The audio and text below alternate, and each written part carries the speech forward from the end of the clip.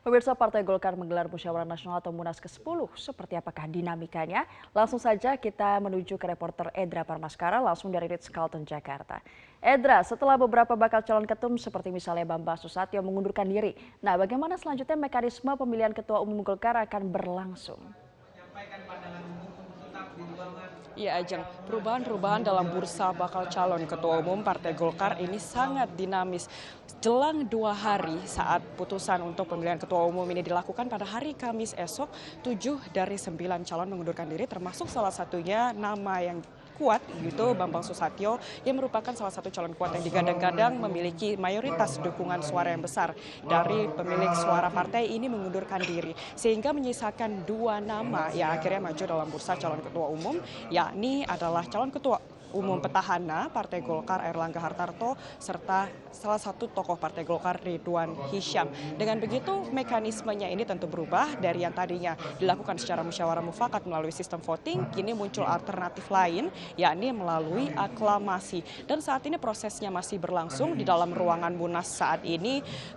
DPD atau Dewan pengurus daerah Partai Golkar ini dari 34 provinsi menyampaikan pandangannya terutama terkait dengan mekanisme pemilihan apakah akan dilakukan secara aklamasi ataupun secara musyawarah mufakat. Namun sampai saat ini dinamikanya menunjukkan akan dipilih berdasarkan aklamasi. Untuk informasi selengkapnya saat ini saya sudah bersama dengan Ketua DPP Bidang Media dan Penggalangan Opini Partai Golkar Aceh Hasan. Bapak bisa disampaikan setelah kemarin Bambang Susatyo ini sempat mundur begitu dan menyisakan 2 nama termasuk diantaranya Airlangga Hartarto. Seberapa besar kemungkinannya akan dipilih melalui aklamasi? Ya, saya kira kecenderungan untuk dipilih secara aklamasi sangat besar dan mungkin saya kira arahnya ke sana ya. Dan itu tergambar dari setidaknya ini sudah 5 DPD provinsi se-Indonesia dari 34 yang telah menyampaikan pandangan-pandangan atas Munas ini. Pertama yang disampaikan oleh mereka adalah semua menyatakan dukungannya terhadap Pak Airlangga Hartarto sebagai Ketua Umum dan untuk dipilih kembali menjadi Ketua Umum Partai Golkar pada periode yang akan datang. Yang kedua mereka menerima laporan pertanggungjawabannya Pak Airlangga. Nah kalau melihat tadi kecenderungan dari 34 provinsi se-Indonesia yang akan memberikan dukungan kepada Pak Airlangga, ini sangat kemungkinan besar untuk ditetapkan secara aklamasi ya. Walaupun memang masih ada beberapa saya kira ada 3 kemarin yang sudah menyatakan dukungan mengundurkan diri, yaitu Pak Indra Bambang Utoyo, selain Pak Bambang Susatyo ya, Pak Indra Bambang Utoyo dan Pak Agun Gunanjar, tinggal 1 Pak Ridwan Hisyam. Nah saya kira nanti akan kita dengarkan sejauh mana pandangan daerah adakah yang mengusulkan selain Pak Airlangga gitu.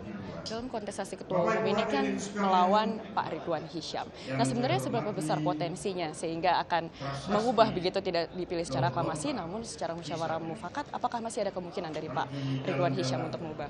Iya, ada kemungkinan tapi kan harus ada dukungan secara terbuka dan secara tertulis juga gitu ya dari para pemilik suara.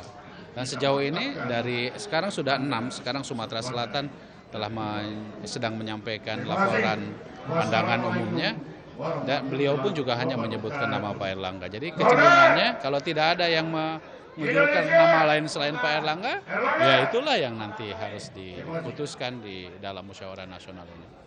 Apabila sekarang DPD dari 34 provinsi ini sudah menyampaikan pandangannya dan muncul 1 nama yaitu Pak Airlangga Hartarto, apakah untuk pengesahannya dapat tetap dilakukan pada hari ini atau seperti apa Pak mekanisme? Ya nanti tentu nanti kan akan ada tanggapan dari DPP sendiri terkait dengan apa yang disampaikan oleh pandangan daerah. Yang kedua kan dari pandangan inilah yang kemudian akan ditetapkan ya oleh sidang nanti, bahwa kalau tidak ada calon lain yang didukung oleh daerah, kenapa harus dilama-lamakan, kan begitu.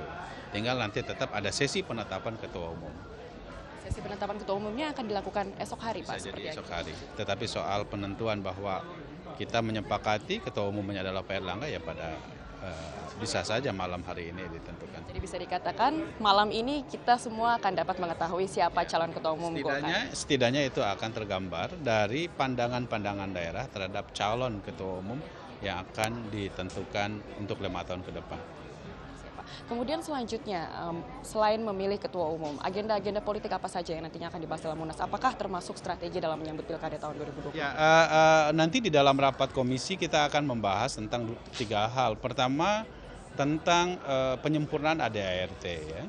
Yang kedua adalah tentang program umum Partai Golkar dan strategi apa yang akan dilakukan oleh Partai Golkar dalam konteks internal organisasi, misalnya soal kaderisasi, soal capaian pilkada, dan juga soal strategi dalam Pileg dan Pilpres 2019. Dan yang ketiga adalah pernyataan politik, yang pernyataan politik ini merupakan sikap resmi Partai Golkar dalam menghadapi isu-isu kekinian. Misalnya soal isu kebangsaan, isu tentang radikalisme, isu tentang Omnibus Law, dan lain-lain sebagainya. Itu nanti akan dibicarakan di rapat ini. Ya, sama-sama. Saat ini juga kami masih menunggu bagaimana pandangan yang disampaikan DPD untuk menentukan apakah memang Airlangga Hartarto pada malam ini akan ditetapkan secara aklamasi sebagai Ketua Umum Partai Golkar periode 2019-2024. Demikian untuk saat ini, kembali ke Anda studio, Ajeng. Ya, dari Munas Partai Golkar, Edra Pramaskara, terima kasih atas laporan Anda.